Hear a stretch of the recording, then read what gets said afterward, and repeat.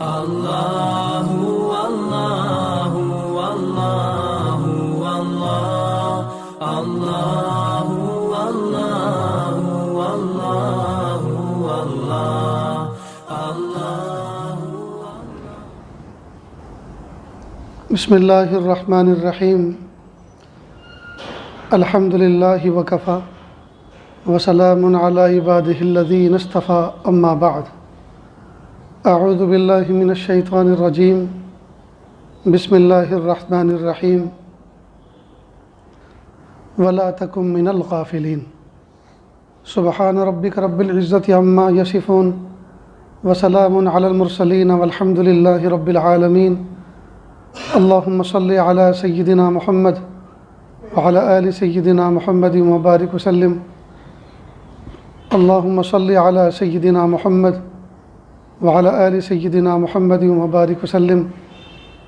اللہم صلی علی سیدنا محمد وعلی آل سیدنا محمد وبارک وسلم۔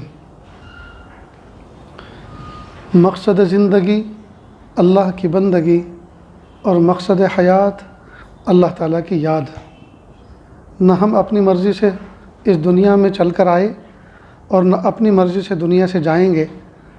جب اللہ نے حکم فرمایا تو آ گئے، اور جب اللہ تعالیٰ حکم فرمائیں گے تو چلے جائیں گے۔ نہ آنے میں ہماری مرضی کا کوئی دخل، نہ جانے میں ہماری مرضی کا کوئی دخل۔ عقل مندی کا تقاضا یہ ہے بیچ کی جو زندگی ہے وہ بھی ہم اللہ کی مرضی کے مطابق گزاریں۔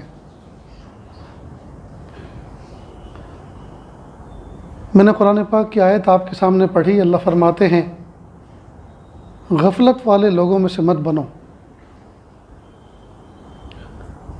انسان کو چاہیے کہ ہر وقت وہ حاضر باش رہے، غافل نہ رہے، اس لیے کہ جو غفلت ہے یہی ہر نقصان کی جڑ ہے۔ جتنے بھی کام آدمی کے بگڑتے ہیں وہ غفلت کی وجہ سے بگڑتے ہیں، چاہے وہ دنیا کے ہوں یا آخرت کے ہوں۔ نماز قضا ہو گئی غفلت کی وجہ سے، دھیان ہی نہیں رہا۔ ایسے آفس میں ایسے کمرے میں بیٹھے ہوئے تھے کہ جس میں 24 گھنٹے برابر سے نظر آتا ہے، ہر وقت لائٹ جلی ہوئی ہے، اے سی چلے ہوئے ہیں، پنکھے چل رہے ہیں، وقت کا اندازہ ہی نہیں ہوتا ہے کہ سورج کدھر سے نکلا ہے، کہاں پہنچا ہے، کب غروب ہوا۔ تو نماز غائب ہو گئی غفلت کی وجہ سے، نماز قضا ہو گئی غفلت کی وجہ سے۔ اسی طرح دنیا کے بہت سے کام بگڑتے ہیں غفلت کی وجہ سے۔ کچن کے اندر چائے ابلتی ہے، دودھ ابلتا ہے غفلت کی وجہ سے۔ پوچھتے ہیں بہن کیا ہوا؟ کہ بس وہ فون آیا، میں ادھر کو متوجہ ہوئی، ادھر دودھ ابل گیا۔ سالن جلا غفلت کی وجہ سے، روٹی جلی غفلت کی وجہ سے، ایکسیڈنٹ ہوا غفلت کی وجہ سے۔ بھئی آپ تو اتنے ماہر ہیں، ہم تو آپ کی مثالیں دیا کرتے ہیں کہ اللہ پاک نے ایسا ڈرائیور دیا ہے، اور یہ کیسے ہو گیا؟ کہ بس کیا بتاؤں، ذرا ادھر کو دیکھ رہا تھا، ایک منظر نظر آیا، ادھر کو دیکھا، اتنی دیر میں تو گاڑی ٹکرا گئی۔ تو دیکھو ڈرائیور کی توجہ جب اپنے مقام سے ہٹتی ہے اور دوسری طرف جاتی ہے اور اپنے مقام سے غافل ہوتا ہے تو حادثہ وجود میں آتا ہے۔ ٹھیک اسی طرح جب کوئی بندہ ذات حق سے غافل ہوتا ہے تو گناہ کا حادثہ وجود میں آتا ہے۔ جب کوئی بندہ ذات حق سے غافل ہوتا ہے، اللہ کی ذات سے غافل ہوتا ہے تو گناہ کا حادثہ وجود میں آتا ہے۔ یہ گناہ ہوتا ہی تب ہے جب بندہ یہ بھول جاتا ہے کہ میرا رب مجھے دیکھ رہا ہے۔ میں کئی دفعہ ایک مثال دے کر اپنے سبق کو یاد کرنا چاہتا ہوں کہ مسجدوں کے اندر چھوٹے چھوٹے معصوم بچے آتے ہیں، نماز کے شوق میں ماں باپ نے ان کو اس کی طرف ابھارا ہوتا ہے کہ مسجد میں نماز پڑھنی ہے۔ اب وہ بچے آخری صف میں آ کے بیٹھتے ہیں تو کئی مرتبہ وہ شور بھی کرتے ہیں، اور جو صف اول میں ہوتے ہیں، جو بڑے ہوتے ہیں، بوڑھے ہوتے ہیں، پرانے ہوتے ہیں، ان کو سلام پھرتے کے ساتھ ہی ڈانٹ پلاتے ہیں۔ تو بچے سوچتے ہیں کہ آئندہ کبھی اس مسجد میں نہیں آنا، یہ تو دادا ابا جو ہیں نا بہت ڈانٹتے ہیں۔ نہیں، بچوں کی اصلاح کا طریقہ یہ نہیں ہے کہ ان کو ڈانٹ کے بھگا دیا جائے۔ اگر بھگا دیں گے تو یہ مسجدیں ویران ہو جائیں گی۔ بچوں کو شفقت سے، پیار سے، محبت سے ان کو عادی بناؤ۔ شریعت نے تو کہا تھا کہ ان کو مسجد کا عادی بنائیں۔ تو عادی بنانے کے لیے اب ظاہری بات ہے نفس و شیطان ان کے ساتھ لگے ہوئے ہیں، وہ بھی ہنسنا نہیں چاہتے، لیکن ہنسی اتنی بلا کی آتی ہے کہ وہ روک بھی نہیں پاتے۔ وہ شیطان اصل میں ان کے ساتھ گڑبڑ کرتا ہے۔ وہ شیطانوں کے لیے معصوم بچے سافٹ ٹارگٹ ہوتے ہیں، لہٰذا وہ آپس میں دھینگا مشتی کرتے ہیں. خیر، اب ایک بچہ دوسرے بچے کو کوہنی مار کے کہتا ہے تمہارے ابا تمہیں پیچھے سے دیکھ رہے ہیں، تو وہ ایک دم سے سیدھا ہو جاتا ہے. اب ابا کے دیکھنے کا احساس پیدا ہوا تو بچے کی شرارت کافور ہو گئی، غائب، اب سیدھا بیٹھا ہے. اب دھیرے سے یوں کر کے دیکھتا بھی ہے کہ ابا دیکھ بھی رہے ہیں کہ نہیں دیکھ رہے. جب پتہ چلتا ہے کہ نہیں، کسی نے جھوٹ بھکایا، تو پہلے سے زیادہ مستی. کئی مرتبہ 2 سجدے کے درمیان میں دیکھتا ہے کہ ابا پیچھے کھڑے ہیں کہ نہیں کھڑے. تو جب ابا کے دیکھنے کا احساس پیدا ہوتا ہے تو بچے کی شرارت غائب ہو جاتی ہے. بندے کے دل میں جب ربا کے دیکھنے کا احساس پیدا ہوتا ہے، گناہوں کی شرارت ختم ہو جاتی ہے. گناہوں کی شرارت ختم ہو جاتی ہے. اتنی بات یاد آ رہی ہے؟ جب اتنی بات سمجھ میں آ گئی تو بس اس بات کو سمجھیں کہ جب حضوری کی کیفیت، یعنی میرا رب مجھے دیکھ رہا ہے، میں ہر دم اللہ کی نظر میں ہوں، یہ ملکہ یادداشت جب انسان کے دل دماغ کے اندر ڈیولپ ہوتا ہے تو یہ جتنا زیادہ ڈیولپ ہوگا، جتنا زیادہ یہ مادہ ترقی کرے گا، میرا رب مجھے دیکھ رہا ہے، میں اللہ کی نظر میں ہوں، جتنا زیادہ یہ مادہ احساس پیدا ہوگا جی، اتنی ہی زیادہ گناہوں سے نجات ملے گی، اتنی ہی زیادہ نیکیوں کی طرف رجوع بڑھے گا، اتنا ہی زیادہ نیکیوں کا فگر اپ ہوگا، اتنی ہی زیادہ گناہوں کا فگر ڈاؤن ہوگا. کیوں؟ اس لیے کہ ہماری دل کے اندر یہ احساس اجاگر ہو چلا ہے، میرا رب مجھے دیکھ رہا ہے، میرا اللہ مجھے دیکھ رہا ہے. تو حضوری کی کیفیت یہ مطلوب ہے، اور غفلت وہ چیز ہے جس سے آدمی کو بچنا چاہیے، بلکہ اس کے لیے دعائیں کرنا چاہیے کہ میرے پیارے اللہ مجھے غفلت والوں میں سے نکالیے، غفلت میری دور کیجیے. جتنے کام بگڑتے ہیں، جتنے وعدے جو ہیں وہ ایفا نہیں ہوتے، پورے نہیں ہوتے، اس کی وجہ غفلت. جتنے کاموں میں ہم ڈیلے ہوتے ہیں اس کی وجہ غفلت ہے. جتنے بنتے ہوئے کام بگڑتے ہیں اس کی وجہ غفلت ہے. یہ جو ہمارا حج لیٹ ہوتا ہے، فرض ہو چکا تو کب سے، لیکن اس کی طرف توجہ اور دھیان نہیں ہوتا، غفلت کی وجہ سے. غرض یہ ہے کہ جتنی برائیاں ہیں ان کی جڑ جو ہے وہ غفلت ہے. اب اس غفلت کو ہم کیسے دور کریں، اس غفلت کو کیسے دور کریں اور حضوری کو کیسے پیدا کریں؟ تو اس کے لیے کچھ کرنا ہوتا ہے، اس کے لیے ایک پلاننگ کرنی ہوتی ہے، اور اللہ تعالیٰ اس پلاننگ کے ساتھ ساتھ جی انسان کو کامیابی عطا فرماتے ہیں. وہ یہ کہ آدمی ایک تو اپنے اندر خوف پیدا کرے اور دوسرا شوق پیدا کرے. بہت سارے گناہوں سے بندہ بچتا ہے خوف کی وجہ سے، اللہ کی پکڑ کی وجہ سے، اللہ کے عذاب کے ڈر سے، اللہ کی ناراضگی کے ڈر سے، اور بہت سارے کاموں کو بندہ کرتا ہے شوق سے. آپ نے دیکھا ہوگا کہ چھوٹے چھوٹے بچے گھر میں ہوتے ہیں، کچھ بچے وہ ہوتے ہیں جو شوق سے کام کرتے ہیں. مثلا کہا بیٹا ادھر آؤ، جی ابو آتا ہوں. بیٹا ادھر آؤ نا، میں تمہیں چاکلیٹ دینی ہے. ہاتھ جھاڑ کے کھیل کھلونے چھوڑ کے ہاتھ جھاڑ کے آتے ہیں، جی ابو. تو دیکھو یہ چاکلیٹ کے شوق میں آیا. دوسرا بچہ کھیل رہا ہے، غافل ہے، لگا ہوا ہے کام میں، بیٹا ادھر آؤ، ہاں ابو آتا ہوں. ارے بیٹا ہم تمہیں چاکلیٹ دیں گے، ہاں آتا ہوں نا. معلوم ہے شوق بھی کام میں نہیں آیا. تو کہا آتا ہے کہ نہیں آتا، ایک تماشا لگے گا. اب وہ ڈر گیا، اب وہ آتا ہے، جی ابو. سمجھ نہیں پڑتی، ہوش نہیں ہے. والد تمہارا تمہیں بلا رہا ہے، چاکلیٹ تمہارا انتظار کر رہی ہے، تمہیں اتنا بھی نہیں. اب جہاں ذرا تیور بدلے اور ڈانٹ پلائی فوراً آ گیا. تو اس کے اندر شوق کا مادہ کم ہے، خوف کا مادہ زیادہ ہے. خوف یہاں کام آتا ہے. اسی طرح اللہ پاک نے جنت بھی بنائی اور جہنم بھی. کچھ بندے جنت کے شوق میں اللہ کی رضا حاصل کرتے ہیں، اور کچھ بندے جہنم کے خوف سے گناہوں سے بچتے ہیں. جہنم کے خوف سے گناہوں سے بچتے ہیں. اب یہ مادہ کس طرح سے پیدا ہو؟ بظاہر تو ایسا لگتا ہے کہ غیر اختیاری ہے. شوق بھی اللہ کی طرف سے آتا ہے اور خوف بھی اللہ کی طرف سے آتا ہے. ہم تو ڈیولپ نہیں کر سکتے. نہیں، کچھ چیزیں ایسی ہوتی ہیں اس کے اسباب ہمارے اختیار میں ہیں. مثلا نیند ہمارے اختیار میں نہیں ہے، نیند سے اٹھنا ہمارے اختیار میں نہیں ہے، لیکن اس کے کچھ اسباب ہیں، ان کو اختیار کرنے سے وہ کامیابی ملتی ہے. مثلا لائٹ آف کرو، ماحول سائلنٹ کرو، دروازے بند کرو، کھڑکی بند کرو تاکہ شور شرابہ نہ آئے، اب آنکھیں بند کرو اور نیند کو کہو کہ آ جا بھائی، آ جا آ جا، وہ آ جائے گی۔ یعنی نیند کا ماحول بنائیں گے تو نیند اگرچہ اختیار میں نہیں، لیکن اس کے لیے کچھ اسباب اختیار کرتے ہیں تو آ جاتی ہے۔ اسی طرح نیند میں سے اٹھنا اختیار میں نہیں ہے، زندہ سویا ہوا مرا ہوا دونوں برابر۔ اس لیے کتابوں میں ایک مسئلہ لکھا ہے کہ اگر آپ پکی نیت کر کے تہجد کی سوئے ہیں اور تہجد میں نہیں اٹھ سکے، گھبراؤ مت، تہجد گزاروں میں نام لکھا جائے گا آپ کی نیت کی وجہ سے۔ اور ہاں یہ بھی ہے، تہجد کی نیت سے سوئے، الارم بھی رکھا، الارم بجا بھی اور خود بند کر کے سو گئے، اب ثواب نہیں ملے گا۔ اس کو بعد میں ذرا سمجھ لینا اچھی طرح سے۔ خیر، اب نیند میں سے اٹھنا غیر اختیاری چیز ہے، لیکن کچھ اسباب اگر اختیار کریں گے تو اللہ پاک غیر اختیاری چیز میں ہمیں قدرت عطا فرما دیں گے، الارم بجے گا ہم اٹھیں گے۔ تو اسی طرح خوف اور شوق دونوں پیدا کرنے کے لیے جو معین و مددگار ہے، غفلت کو دور کرنے کے لیے، اس کے لیے بھی کچھ اسباب اختیار کرنے پڑتے ہیں۔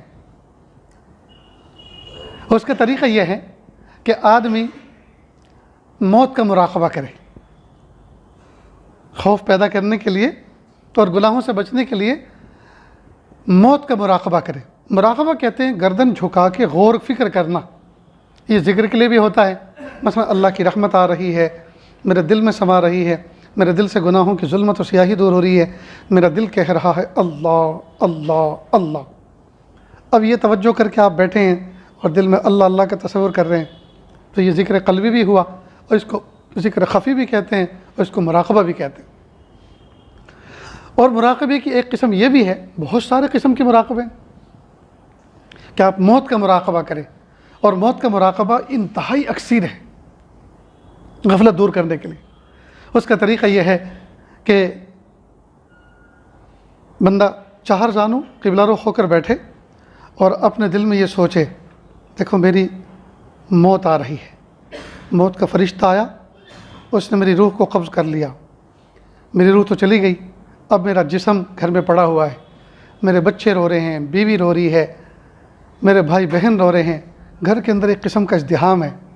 تھوڑی دیر کے بعد کچھ لوگ آئے، انہوں نے کہا کہ دیکھو بھائی صبر کرو، جانے والا چلا گیا، صبر کرو، اللہ کی یہی مرضی تھی، اور میرے جسم کو اٹھا کر نہلانے کے لیے رکھ دیا ہے پٹرے پر، اب مجھے نہلایا جا رہا ہے، مجھے غسل دیا جا رہا ہے، اس کے بعد مجھے کفن میں لپیٹا جا رہا ہے، پھر جنازے کی چارپائی میں رکھا جا رہا ہے، تھوڑی دیر کے بعد زیارت کے لیے رکھا، چہرہ کھول کے رکھا، کافور لگا دیا، خوشبو لگا دی، لوگوں نے زیارت کی، کہا چلو بھائی جنازے کا وقت ہو چکا ہے، اب میرا جنازہ اٹھا کر لے جایا جا رہا ہے، کندھوں پہ میں سوار ہو چکا ہوں، گھر میں آہو بکا ہے، گھر میں چیخ و پکار ہے، بچے الگ رو رہے ہیں، بیوی الگ رو رہی ہے، میرا جنازہ اب کندھوں پہ لوگوں کے جا رہا ہے، اب مسجد میں رکھا گیا، قبرستان کی جنازہ پڑھا گیا، مجھے قبر میں لٹایا گیا، تختے رکھے درست کیے گئے، مٹی ڈال دی گئی، سب لوگ دعا کر کے فاتحہ پڑھ کے چلے آئے، اب میں ہوں اور میرے اعمال ہیں، اب میں ہوں اور فرشتے ہیں، اب میں ہوں اور اللہ کی ذات ہے۔ اب اس کو اچھی طرح سے آنکھیں بند کر کے تصور کے ساتھ آپ جب اس مراقبے کو کریں گے، تھوڑی دیر کے بعد آنکھوں میں آنسو ہوں گے، اور آپ کو اس بات کا احساس ہوگا، ہائے میری زندگی تو ایسی چلی گئی، اب میری تو موت آ گئی اور میں نے تو کچھ بھی نہیں کیا، اب مجھے کچھ کرنا ہے۔ یہ منظر سجنے سے پہلے، روح نکلنے سے پہلے، کفن دیے جانے سے پہلے، نماز پڑھی جانے سے پہلے مجھے اپنی اختیار سے نماز کو بنانا ہے۔ لوگ میرے اوپر آ کر فاتحہ پڑھیں اس سے پہلے مجھے خود اختیار سے قرآن پڑھنا ہے۔ اس وقت کہ میں ایک ایک آیت کا محتاج رہوں گا لوگوں کی اصال ثواب کے، میں خود اپنے اختیار سے میں اپنی زندگی کو ڈیولپ کروں گا۔ تو دیکھیے، ایک موت کا خوف پیدا ہوا اور بندہ اعمال پر کھڑا ہو گیا، ایک طریقہ غفلت کو دور کرنے کا یہ ہے، اور ایک مراقبہ شکر ہے، اس میں آنکھیں بند کر کے تصور کریں، میرے پیارے اللہ، جب میں پیدا ہوا چھوٹا سا بچہ تھا، آپ نے مجھے طرح طرح کے کھلونے عطا فرمائے، طرح طرح کی گودوں میں کھیلنے کی توفیق عطا فرمائی، نہ جانے کیسے کیسے بزرگ آئے میرے سر پہ ہاتھ رکھ کر گئے، ان مجھے دعائیں دے کر گئے، میرے رخساروں پر اور پیشانیوں پر نہ جانا کتنے اللہ کے ولیوں نے بوسے لیے، پھر اللہ آپ نے مجھے جوان کیا، پھر میں بالغ ہوا، پیارے اللہ میرے دونوں ہاتھوں میں آپ نے نعمتیں عطا فرمائیں، میں گویا سونے کی چمچ منہ میں لے کے پیدا ہوا، کہ اللہ آپ نے مجھے گاڑی عطا فرمائی، رہنے کے لیے آپ نے بہترین فلیٹ اور بنگلہ عطا فرمایا، مجھے کروڑوں انسانوں سے بہتر کھانے کے لیے لقمے عطا فرمائے، کروڑوں انسانوں سے بہتر آپ نے مجھے بیوی بچے عطا فرمائے، آنکھوں کی ٹھنڈک بنائی۔ میرے پیارے اللہ، وہ کون سی نعمت ہے جو میرے پاس نہیں ہے، جس کا میں ارادہ کرتا ہوں چند ہی دنوں میں میرے پاس اسباب ہوتے ہیں اور وہ نعمت میرے دروازے پر میرے آنگن میں ہوتی ہے۔ میرے پیارے اللہ، وہ کون سا کپڑا ہے جو میں نے نہیں پہنا، وہ کون سا چشمہ ہے جو میں نے نہیں پہنا، وہ کون سا فون ہے جو میں نے استعمال نہیں کیا، وہ کون سی گاڑی ہے جس میں نہیں بیٹھا۔ یا اللہ، مجھے آپ نے کروڑوں انسانوں سے بہتر بنایا، لیکن ہائے میرے پیارے رب، میں ناشکرہ ٹھہرا۔ میرے پیارے اللہ، مجھے معاف کر دیجیے۔ اللہ، مجھے شکر گزار بندوں میں شامل فرمائیے اور ایک ایک نعمت پر مجھے شکر ادا کرنے والا بنائیے۔ میں اللہ، جو کچھ نعمتیں آپ نے مجھے عطا فرمائی ہیں، میں آپ کا شکر ادا کرتا ہوں اتنا جتنا ستاروں کی تعداد ہے، جتنا ریت کے ذروں کی تعداد ہے، جتنے فرشتوں کی تعداد ہے، جتنے عددوں کی تعداد ہے۔ اللہ، میرے شکر کو قبول فرما۔ اب دیکھیے، جیسے جیسے مراقبہ شکر ادا کرنا شروع کیا ہم نے، مراقبہ نعمت کرنا شروع کیا، تو شکر کے جذبات بننے شروع ہوئے جی۔ اور جیسے جیسے ہم نے مراقبہ موت کرنا شروع کیا، ایک دن یہ کر لیا، ایک دن یہ کر لیا، تھوڑی دیر بالکل تنہائی میں بیٹھ کر جی، تو پھر غفلتیں دور ہوئیں۔ اور میرے بھائیوں، اصل بات تو یہ ہے، آج کے دور میں ہم گھر بیٹھے جو گنہگار ہوئے ہیں، ہم گھر بیٹھے پاکیزہ ماحول میں جو ہم آلودہ ہوئے ہیں، گھر بیٹھے جو ہم غفلت کا شکار ہوئے ہیں، اس کی وجہ یہ ہمارا فون ہے۔ شیطان ملعون کے ہاتھ میں، شیطان مردود کے ہاتھ میں، انسانوں کے خلاف تاریخ انسانیت میں کوئی ہتھیار اتنا خطرناک اس کے پاس نہیں آیا جتنا سیل فون کی شکل میں آیا۔ پاکیزہ گھرانے، پاکیزہ بچے، عفیف گھرانے، عزت دار گھرانے گناہوں کا شکار ہو گئے اس فون کی وجہ سے۔ اللہ اکبر کبیر۔ اس لیے دوستو، اس فون سے تھوڑا سا فاصلہ بنانے کی کوشش کریں۔ کچھ گھنٹے ایسے بھی گزرنے چاہیے جس وقت یہ ہمارے پاس نہ رہے یا ہم اس کے ساتھ مصروف نہ رہیں۔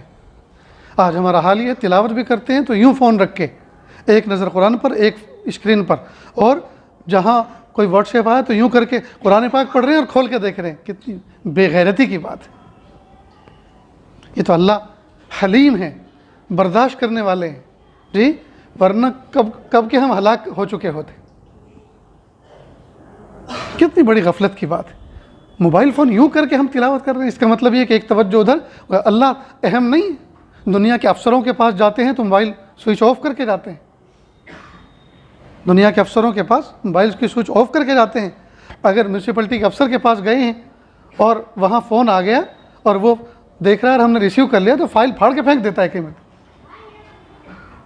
ہمارا وقت ضائع کرنے کے لیے آئے، یہی فون سننا تھا تو یہاں آئے کیوں؟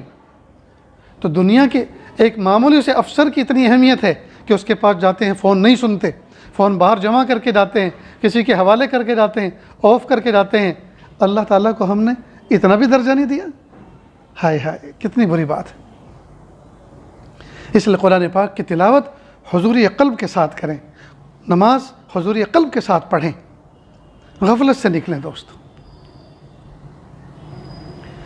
تو دنیا کے اندر جتنے کام بگڑتے ہیں اس کے پیچھے غفلت کار فرما ہوتی ہے، چاہے وہ ایکسیڈنٹ کا حادثہ ہو، چاہے وہ کاموں کا خراب ہونا ہو، چاہے کاموں کا ڈیلے ہونا ہو، چاہے آگے پیچھے ہونا ہو، چاہے نظام کا خراب ہونا ہو، چاہے نظام کا فیل ہونا ہو، سب کے پیچھے غفلت کار فرما ہے، سب کے پیچھے غفلت فرما۔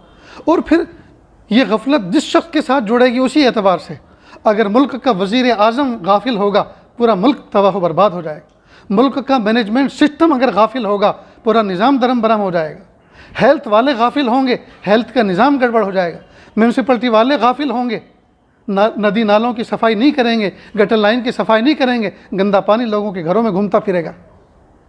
یہ غفلت جس کی طرف بھی ہوگی، جس پر بھی اپلائی ہوگی، اسی اعتبار سے نقصان ہوگا۔ گھر کا بڑا اگر ذمہ دار غافل ہوگا، گھر کے سارے نظام درہم برہم ہو جائیں گے۔ گھر کا باپ اگر غافل ہوگا تو بچوں کی تربیت کا نظام درہم برہم ہو جائے گا۔ اس لیے میرے بھائیوں، اس غفلت کے نقصان کو ہم سمجھیں۔ یہ بہت خطرناک وائرس، جس طرح بہت سے خطرناک وائرس آتے ہیں جو انسان کو تہو بالا کر دیتے ہیں، برباد کر دیتے ہیں، اسی طرح غفلت یہ روحانی وائرس، اس غفلت کو دور کریں، اور اس غفلت کو دور کرنے کے لیے 2 طریقے بتائیں کہ ایک مراقبہ موت ہے اور ایک مراقبہ نعمت ہے۔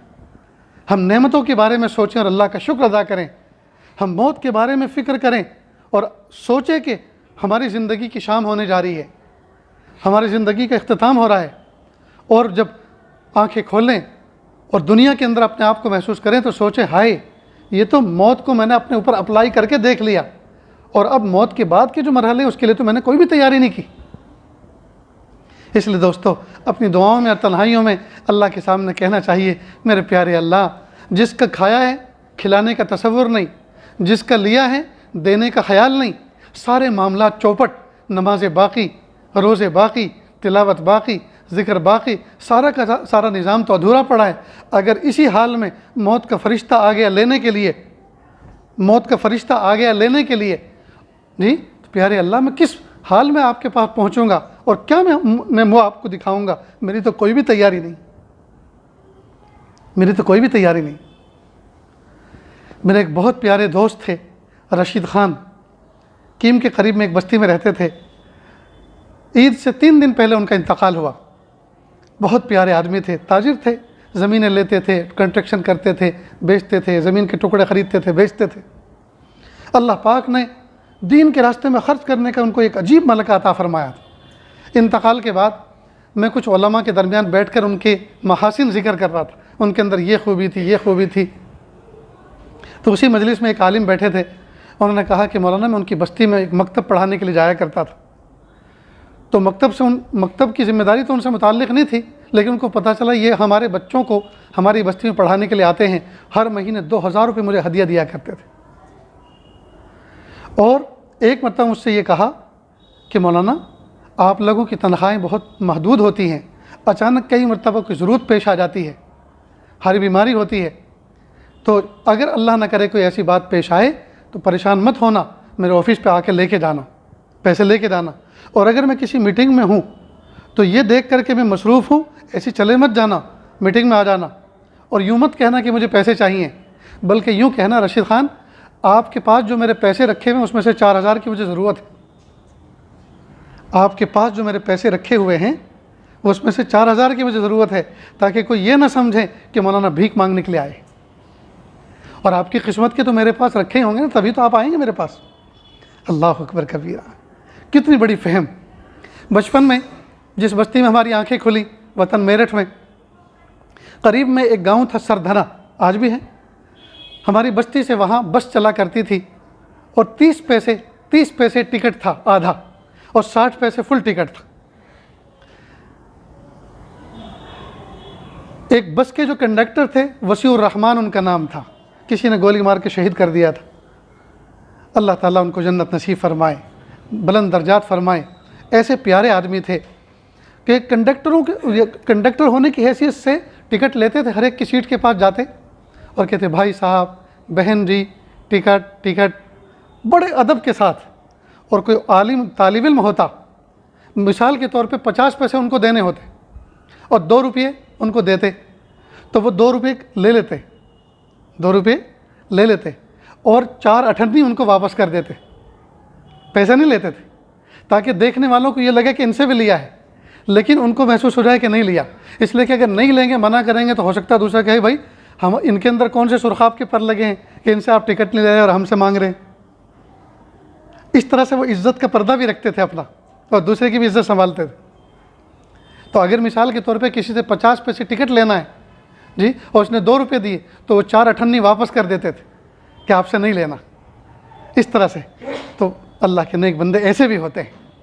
تو دیکھو کرنے والے کام تو کیسے کیسے کر کے گئے، اور کیسے اعمال۔ ترکیسر کے اندر ایک خاتون تھی، پچھلے سال ان کا انتقال ہوا، جمعہ کا مبارک دن، عصر کا وقت، باوضو اور نماز کے لیے کھڑی ہوئی، نیت باندھی، سینے میں درد ہوا، بیٹھ گئی اور روح قبض ہو گئی، اور یومیہ 10 پارے قرآن پاک کی تلاوت کرتی تھی، یومیہ 10 پارے قرآن پاک کی تلاوت کرتی تھی۔ میرے بھائیوں، کرنے کے تو بہت سے کام ہیں، اور کام کرنے کے لیے الگ سے کوئی زندگی لانے کی ضرورت نہیں ہے، کرنے کے لیے الگ سے کوئی زندگی میں وقت نکالنے کی ضرورت نہیں، یہی روٹین کے کام کرنے ہیں۔ دیکھو صحابہ کرام نیکی کے لیے الگ سے وقت نکال کے نہیں بیٹھتے تھے. آپ کتابیں اٹھا کر دیکھیں, مسجد نبی صحابہ سے ہر وقت بھری رہتی ہو اور وہ سجدے میں روتے رہتے ہوں اور تسبیح پڑھتے رہتے ہوں, ایسی مثال نہیں ملے گی. وہ تاجر بھی تھے, وہ آجر بھی تھے, ان کے بیوی بچے بھی تھے, وہ نکاح بھی کرتے تھے, وہ سفر بھی کرتے تھے, وہاں غمی بھی تھی, خوشی بھی تھی, سارے کام تھے. یعنی یوں سمجھیے ہمارے دور میں جو کام ہے وہ ان کے دور میں تھے. ان کو کھانے پینے کے لیے جی اپنی روزی تیار کرنی ہوتی تھی, اللہ سے لینی ہوتی تھی, اس کے لیے اسباب اختیار کرنے ہوتے تھے. یہی کام ہم کرتے ہیں, وہی وہ تھے, وہ کرتے تھے. ہمارے بھی نکاح ہوتے, ان کے بھی نکاح ہوتے تھے. ہمارے یہاں بھی بچے ہوتے, ان کے یہاں بھی بچے ہوتے تھے. ہم بھی سفر کرتے ہیں, وہ بھی سفر کرتے تھے. ہمارے یہاں بھی خوشی غمی آتی, ان کے یہاں بھی خوشی غمی ہوتی تھی. لیکن اللہ کے محبوب صلی اللہ علیہ وسلم کی صحبت مبارک میں بیٹھ کر انہوں نے زندگی کو گزارنے کا طریقہ سیکھا تھا. بس اسی طریقے کے مطابق ہم اپنی زندگی کو گزاریں. بس ہو گیا کام, اور کیا کرنا ہے. وقت پہ نماز پڑھیں, وقت پہ نماز پڑھیں, حلال روزی کو حلال طریقے سے ترتیب سے کمائیں, وقت پہ سوئیں, وقت پہ اٹھیں, وقت پہ تلاوت کریں, وقت پہ ذکر کریں, جھوٹ نہ بولیں, امانت داری کے ساتھ زندگی گزاریں, بد معاملگی نہ کریں, لڑائی جھگڑا نہ کریں, محبتوں کے ساتھ رہیں, الفت تقسیم کریں, خندہ پیشانی کے ساتھ ملیں, اپنی ذات سے کسی کو تکلیف نہ پہنچائیں. محبوب صلی اللہ علیہ وسلم نے فرمایا المسلم من سلم المسلمون من لسانہ ویدہ او کما قال علیہ الصلوۃ والسلام. کامل مسلمان وہ ہے جس کی زبان اور ہاتھ کے شر سے دوسرا مسلمان محفوظ رہے. المسلم من سلم المسلمون من لسانہ ویدہ. کامل مسلمان وہ ہے جس کی زبان اور ہاتھ کے شر سے دوسرا مسلمان محفوظ رہے. کیا مطلب؟ کوئی کسی کو تماچا نہ مارے, کوئی کسی کو کوہنی نہ مارے. بس یہ دو ہی ہاتھ کے اندر, یہی دو ہی حصے ہیں جس سے تکلیف پہنچتی ہے. کوئی کسی کو لات مارے تو اس سے تکلیف نہیں پہنچتی, تو پھر لات کا تذکرہ کیوں نہیں کیا؟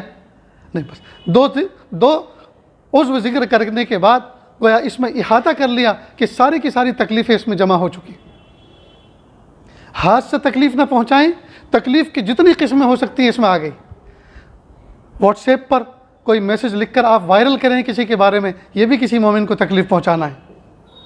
جی, بائک کو اس طرح سے پارک کرنا کہ دوسرے لوگوں کو گزرنے میں تکلیف آئے, یہ بھی مومن کو تکلیف پہنچانا, یہ بھی حرام ہے. اپنی گاڑی آپ پڑوسی کے دروازے کے سامنے کھڑی کریں, اس سے دکان کے سامنے کھڑی کریں, اس کا تکلیف پہنچائیں, یہ بھی ایذاء مسلم میں داخل ہے. ٹوائلٹ یوز کرنے کے لیے آپ گئے, پبلک ٹوائلٹ جیسے مسجدوں میں, مدارس میں, خانقاہوں میں یا ریلوے اسٹیشنوں پر ہوتی ہیں پبلک ٹوائلٹ, اس کو استعمال کیا, آپ پیشاب کر کے آئے اور پانی اتنا نہیں بہایا کہ وہ پیشاب آگے روانہ ہو جائے, بیڈ اسمیل آ رہی ہے, آپ کے بعد جو اندر جائے گا اس کو تکلیف پہنچے گی, اور یہ تکلیف حرام ہے. آپ نے نجاست اور گندگی کو بہایا لیکن اس طرح سے نہیں بہایا جیسے بہانا چاہیے, اس کے اثرات اس کی شیٹ پہ باقی ہیں, وہ نجاست وہیں پڑی ہوئی, آگے روانہ نہیں ہوئی. اتنا پانی آپ کو ڈالنا تھا کہ اس کی بدبو بھی زائل ہو جائے اور اس کا وجود بھی آگے بہہ جائے. اب یہ ایذاء مسلم میں داخل ہے, لیکن ہم اس کو ایذاء نہیں سمجھتے. بے جا ہارن بجانا, پتہ ہے آگے والی گاڑی بے وجہ نہیں کھڑی, اس کے آگے بھی کوئی گاڑی کھڑی ہے اور اس کے آگے ریڈ لائٹ ہے, اب آپ ہارن بجا رہے ہیں, یہ ایذاء میں داخل ہے, یہ ایذاء میں داخل ہے. غرض ہم مسجد میں داخل ہو رہے ہیں اور چپل ہم اس طرح سے نکال رہے ہیں, چپل اس طرح سے نکال رہے ہیں کہ دوسرے کی چپلوں کے اوپر ہمارے تلوے, چپل کے نیچے کا حصہ لگا ہوا ہے. تو کیا ہماری چپل اتنی قیمتی ہیں اور دوسرے والے چپل اتنی گھٹیا ہے کہ اس کے اوپر آپ چپل رکھ لیں؟ کیا پتہ وہ کسی اللہ کے ولی کی چپل اور ہم اپنی چپلوں سے اس کی توہین کر رہے ہوں, اور جب وہ پہن کے چلے گا اور دیکھے گا میرے اوپر کسی نے اس طرح چپلوں پہ ایسی چپل رکھی تھی, اس کو احساس ہوگا, طبیعت پہ تکلیف ہوگی, پتہ نہیں ناپاک ذرات کتنے تھے جو اوپر گرے, میرے اب پیر خراب ہوں گے. یہ حرام کا اعلیٰ فرد ہے. اس لیے دوستو اس بات کی کوشش کریں کہ ہمارے وجود سے, ہمارے قلم سے, ہمارے قدم سے, ہمارے کسی عمل سے کسی کو تکلیف نہ پہنچے. جی, تو کریں گے نا ان باتوں پر عمل انشاءاللہ. اللہ ہم سب کو کہنے سننے سے زیادہ عمل کی توفیق عطا فرمائے. وآخر دعوانا ان الحمد للہ رب العالمین.